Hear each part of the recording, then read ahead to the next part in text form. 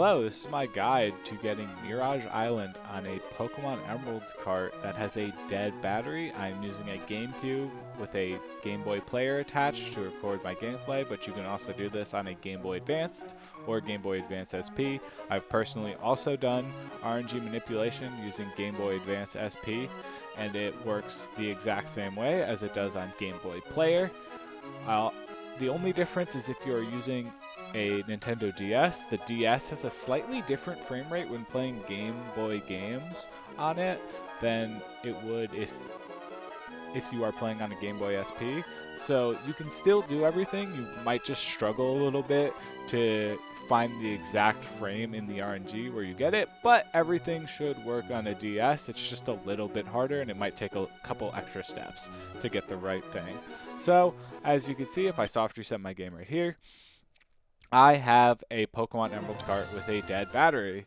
But as you're going to see very soon, when I talk to the guy who shows you Mirage Island, he's excited. He sees Mirage Island. Why is that? Well, I used RNG manipulation to get this Kleon right here, and we're gonna get a twin sister for this Kleon. We're going to get another one of those exact same Kleons today, and I will show you how in just a second. So the first thing we want to do is get to a static encounter. The static encounter of choice I like to use is Kleon, but you can use any in the game.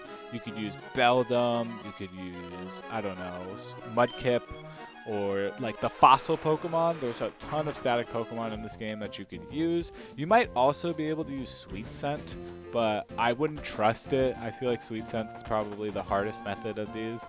So I would try to use a static encounter. If you have no static encounters in your game, then you could also try Sweet Scent and tell me how it goes using the same exact strategy. So what we're going to do is get over to this Kleon encounter right here, and we are going to save. And once we have our save file, we're going to do something that is completely outside of the game itself, which is find the Kleon. So I've done the hard work for you already. Let me get flow timer out of there so we can see. So in the 18,625th frame, there is a Pokemon with a PID of 00000. That is what we are looking for. Any Pokemon that has 4 trailing zeros in this table, I don't know if there's another one. There's probably another one somewhere in the RNG, but we don't know where it is right now. But any Pokemon with this 0000 is going to do it. This hardy Kleon is just the first one that we can find, so we're just going to use that one, if that makes sense. So basically what we have to do is we have to time the A press of the last text box before the Kleon is found at the 18,625th frame. Now, Pokemon Emerald moves at around 60 frames per second, so this is really hard. So I like to use a program called Flow Timer, which I'm going to move to this side of the screen to make it so that it doesn't go over the frames. So we're gonna try to get to the 18,625th frame. So you're probably wondering why I have 311 seconds on my flow timer. Well, I basically used a conversion. So Pokemon Emerald doesn't actually run at exactly 60 frames per second. It's like 59.97 or something. So I used an equation which is 1 divided by 59.7275 times 1,000 times the amount of frames. So the amount of frames would be 18,625 in this situation, and when you put that into a calculator, you get 311,833. Wow, I am bad at numbers. But all that means to you is that this is going to count down from the 311th second, and then at the same time you soft reset your game, which is when the RNG starts. If you do that, it'll make 5 beeps right before you are about to do it, and on that last beep is when you want to press the A button. I know that is very confusing, but let's look at it in action. So let's get back to Pokemon Emerald. So what we're going to do is I'm going to press down 3 of the 4 buttons to soft reset, and then at the same time as I hit my spacebar, which is my short key for starting the flow timer, I'm going to hit the last button. So in this case it is B for me. That's just the hand motion that I like. It doesn't matter which 3 buttons you hold down as long as you use A, B, start, select to soft reset the game. And I'm just going to hit 3 of them at once, and then at the same time going to hit the last one in my spacebar. So as you can see, at the same time that we soft reset the game, flow timer has started running down. Now, something very important is going to happen on this next screen is we're going to want to mash through the text. The reason for that is we don't want any of the NPCs to move. If the NPCs move, they advance the RNG by 2 frames every time. And if we don't want to keep track of that, we can prevent them from moving by starting the Kecleon encounter but not hitting the last text box. It's important to keep the last text box open until the beeps come. All right, so we're gonna mash. Make sure that lady, if you're using this Kecleon, make sure the woman in the top left does not move. If she does not move, you've mashed perfectly, which is great. And then we're just going to go through these text boxes until we get to the last text box, which is the startled Pokemon attacked if you're doing Kecleon. It's going to be different if you're going to be doing the fossil Pokemon or any other Pokemon, etc. And now we have to wait for the flow timer to go down. Now, for something like Mudkip Manip in a Pokemon speedrun, it's about 18 seconds, 17 seconds, and we just instantly can RNG manipulate a good Mudkip. But because we need this exact Kecleon with a super specific PID, the first one isn't till about 5 minutes. So we're just gonna time skip to about 30 seconds where you get to hear the beeps and see what I'm doing in an RNG manipulation. Okay, now that we're about 30 seconds away, I can explain that when we use just the normal settings for flow timer, the beeps are going to come out at about 2 seconds. So we're just going to wait for the beeps, go in flow with the beeps, and then hit A on the last beep. So they're going to come pretty soon. So I'm going to get focused for them.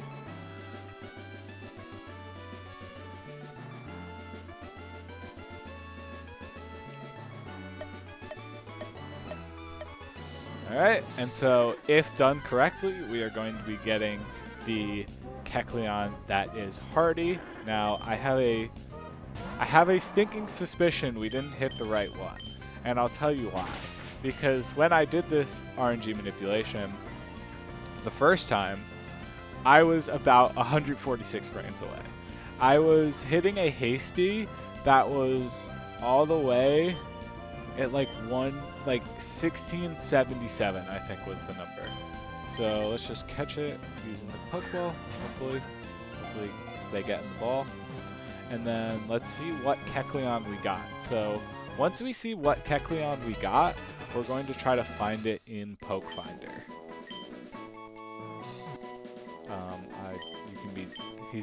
He is a G. Okay. So this is a bold Kecleon with these stats. So what we're going to do, let's just make this a little. Let's just make this. Let's make the capture card a little bit tinier. And we could leave it right here. And then let's get Poke Finder back.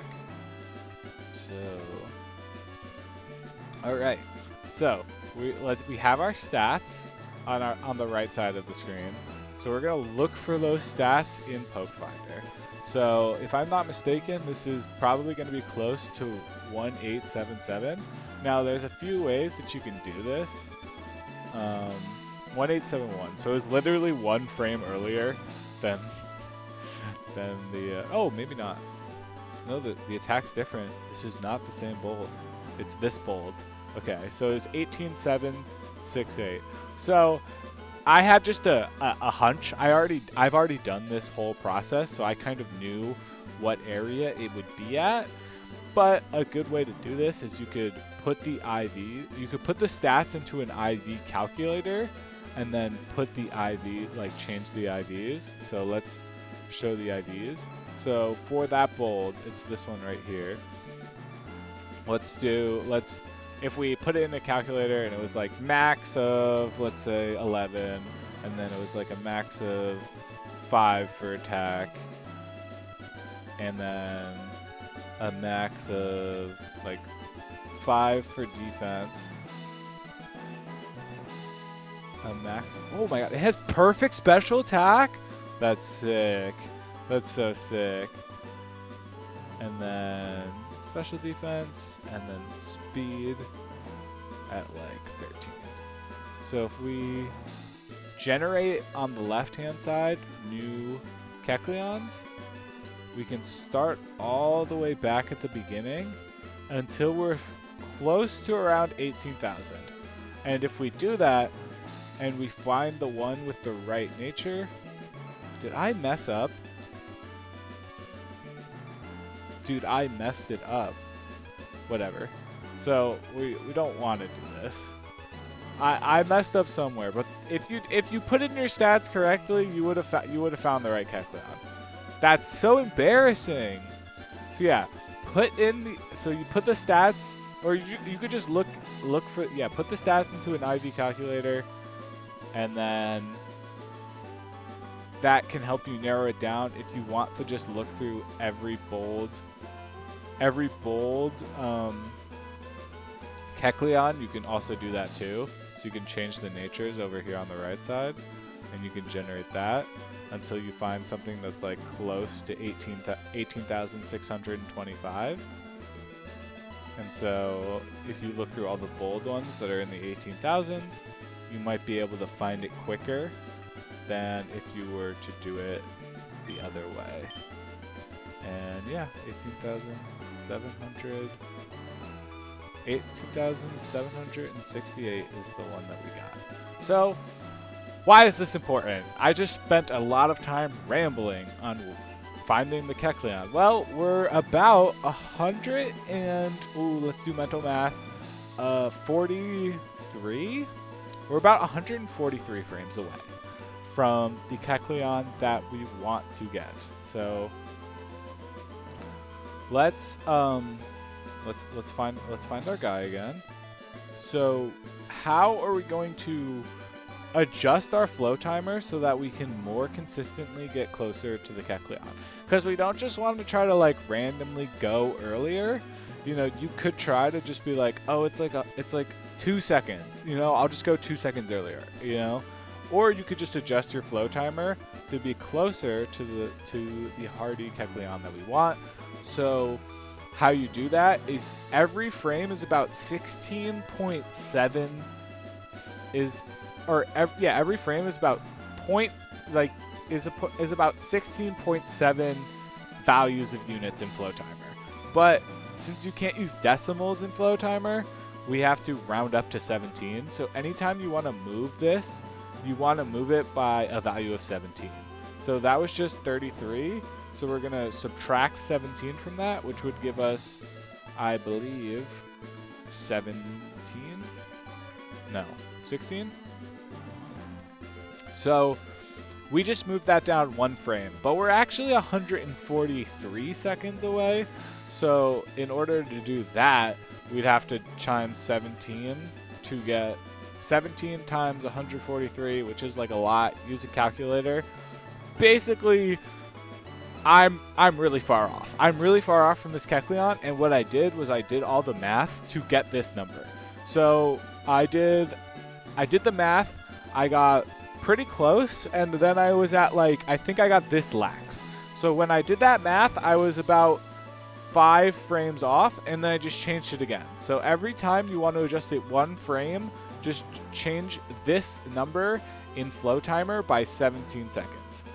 I don't know if you can see the numbers very good because it's very small, but for this number, we want to change it by 17, by a value of 17. So every time you want to move it 1 frame, it's 17. So if you're 143 frames away like me, it's going to be a lot of frames. And then I eventually got this lax, and then I changed it another 4 frames to get to the hardy, and now I have a timer that can get me the hardy, and now we are going to get the Kleon one last time. Hopefully I can hit it first try. So we're going to do everything exactly the same way that we did it the time before. We're going to open flow timer.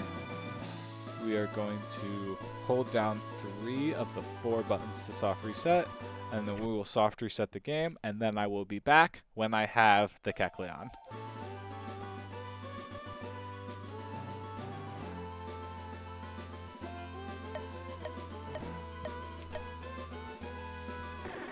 Come on! Give me the hardy! Okay. Hold. That's step 1. That's good. That's good. That's a good sign. That's a really good sign.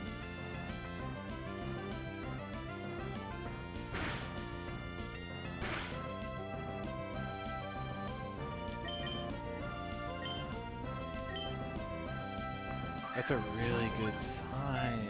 Oh, I think I got it. No, don't do that to me.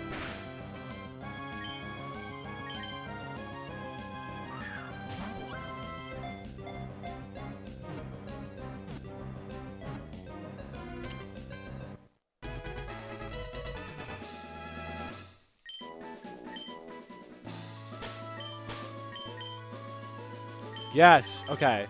So, we finally gotten the same exact. Look at they're the same exact Pokemon. We RNG manipulated it. So this is the one. So in order to show you that this is not a fraud, so we finally gotten a new Kleon. So what I'm going to do is I'm going to box the old Kleon, since these are the exact same Kleon, to show you that this was gotten with real RNG manipulation. So what I'm going to do is I'm going to go put this one away, and I'm going to move the other one in here. So this is the first one that we caught, the old one, and then we'll bring the new one to the old man. And if the old man still says that he sees Mirage Island, then we have done it correctly. If you guys have any questions on, troubleshooting, just hit them in the comment section below. But RNG manipulation is pretty hard to get a hang of at the start, but once you get a hang of it, it's pretty easy. So just ask any questions. There's no dumb questions when it comes to RNG manipulation. I know it took me a while to learn it, and now I feel like I'm not an expert, but I know a lot about it to teach others. So yeah, thanks for watching, and peace.